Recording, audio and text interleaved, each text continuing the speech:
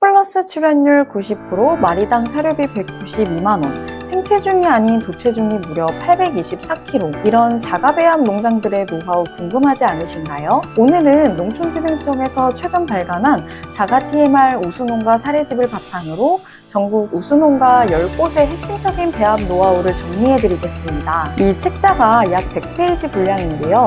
이 영상 하나로 그 내용을 깔끔하게 정리해드릴게요. 우수농가들이 사용하는 사료 원료는 어떤 것들인지, 조단백이나 TDN 이런 영양 스펙은 어느 정도로 설계했는지, 사료비는 얼마나 드는지 궁금하신 분들은 영상 끝까지 시청해주세요. 첫 번째, 사료비입니다. 사료비가 가장 낮은 농장은 192만 원이었고 가장 높은 농가는 340만 원이었는데요. 이러한 차이는 농장이 추구하는 방향성에 따라 달라질 수 있습니다. 크게 두 가지로 나눠줄 수 있는데요. 저비용 고효율량과 고비용 고성과형 모델입니다. 제주 H농장은 24개월령 출하를 하면서 개월령 대비 도체중도 적은 편은 아닌데요. 게다가 꽤나 높은 수준의 투플러스 출연율을 유지하면서 효율에 중점을 둔 농장이라고 할 수 있습니다. 또한 인근 공장에서 맥주박을 공급받고 국내산 조사료인 이탈리안 라이그라스나 볏짚, 호밀 등을 이용해 사료비를 다른 농가 대비 절반 정도 수준으로 줄이고 계셨습니다. 반대로 홍천 D농장은 고비용 고성과 모델을 지향한다고 볼 수 있는데요. 마리당 사료비가 340만 원 수준으로 해당 자료에 소개된 농장들 중에서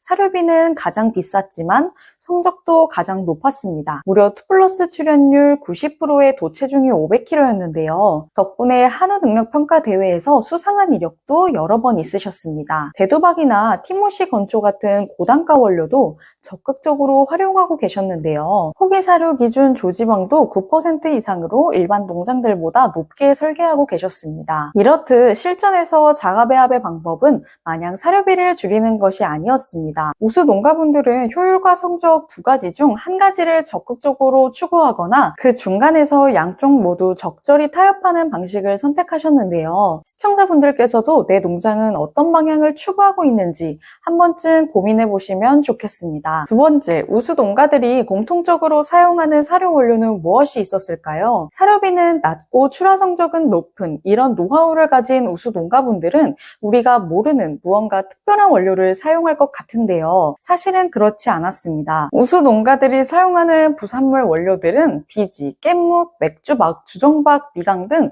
그다지 특별하지 않은 상당히 대중적인 원료를 이용하고 있는데요. 여기서 알 수 있는 부분은 우수 농가들의 비결은 원료보다는 사료의 설계에 있다는 것이었습니다. 모든 농가분들은 공통적으로 배합비 프로그램을 이용해서 성장 단계별로 배합비를 설계했는데요. 대부분 축산원에서 제공하는 한우 사양표준 배합비 프로그램을 이용하셔서 한우의 영양 수준에 맞게 체계적으로 사료를 설계하셨습니다. 그래도 우리가 가장 궁금해하는 부분은 어떤 과정을 거쳐 배합비를 작성했는지보다는 이런 우수 농가분들이 실제로 조단백이나 TDN 이런 수치를 몇 %로 설계했는지 결과가 더 궁금하잖아요. 그 마음을 아는지 이 사례집엔 우수농가 10곳의 평균 영양 스펙이 정리된 표가 실려 있습니다. 대표적인 영양 성분들의 수치만 요약해서 말씀드릴게요. 육성사료의 조단백은 17%, NDF는 38, ADF는 26, 전분은 11, 조지방은 5%, TDN은 66% 수준이었고요. 비육정기 단계는 조단백 17, NDF 34,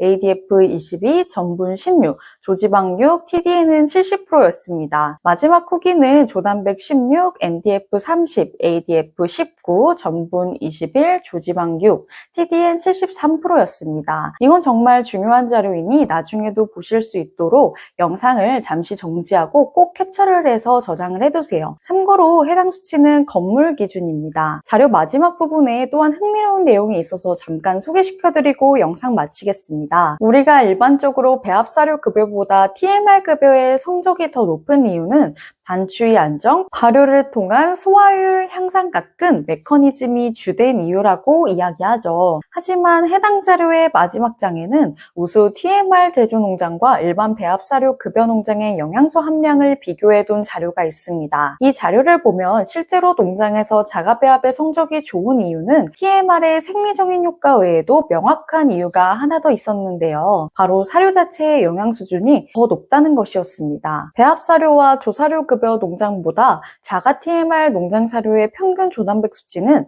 2% 이상 더 높았고 TDN은 6% 가깝게 높았는데요. 결국 더 영양가 높은 사료를 먹였기 때문에 성적이 좋았던 것이죠. 그러니까 자가배합은 단순히 사료비 절감의 목적뿐만 아니라 비용은 세이브하면서도 그만큼 영양 수준을 더 높게 설계할 수 있고 TMR 사료가 주는 생리적인 안정성이라는 장점까지 얻을 수 있기 때문에 좋은 성적을 받을 수 있었다는 것을 알 수 있었습니다. 반대로 자가배합을 해도 영양 수준을 너무 낮게 유지한다면 사료비는 절감할 수 있겠지만 성적이 상대적으로 떨어질 수 있으니 주의하셔야겠죠. 그리고 이걸 배합사료 급여 농가 입장에서도 또 한 번 뒤집어서 생각해 본다면 배합사료를 급여하면서도 대두박을 드레싱한다거나 고스펙의 배합사료를 급여한다면 TMR 급여와의 성적 차이는 줄일 수 있다는 뜻으로 해석할 수도 있어 보입니다. 오늘은 자가 TMR 우수 농가에 대해 알아보았는데요. 전국에서 손에 꼽히는 상위권 농장들의 이야기이기 때문에 자가배합의 긍정적인 면이 많이 비춰진 부분도 있습니다. 반대로 자가배합을 하면서 성적 저하나 실질적인 사료비 절감이 안 되어 어려움을 겪는 농가분들도 사실 정말 많이 계신데요. 만약 자가배합을 계획하고 계시거나 현재 운영 중인데 고민이 있으신 분이라면 이전에 올린 영상도 함께 참고해 보시는 걸 추천드립니다. 앞으로도 한우사육 관련 유용한 정보를 얻고자 한다면 구독과 알림 설정 부탁드립니다. 시청해주셔서 감사합니다.